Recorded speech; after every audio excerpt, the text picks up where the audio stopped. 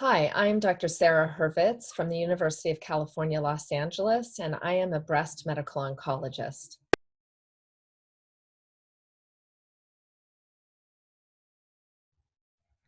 Somewhere between 40 to 60% of patients who receive standard chemotherapy and trastuzumab prior to surgery will have disease remaining at the time of surgery.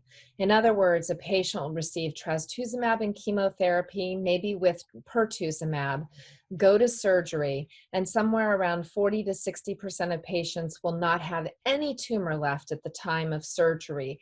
But around 40 to 60% of patients will still have residual disease.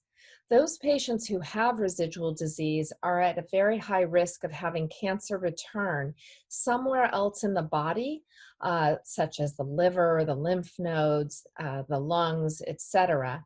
And so they are a high risk group of patients. There was a study conducted called Catherine, which evaluated patients who had residual disease after standard neoadjuvant chemotherapy and HER2-targeted therapy.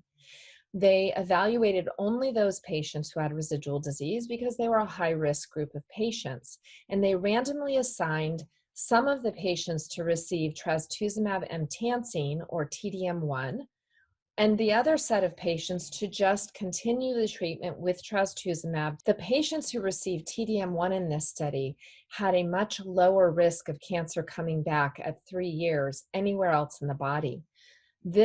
This benefit, which is about 11% lower risk of recurrence in that 3-year period, was pretty significant and very impressive to us clinically.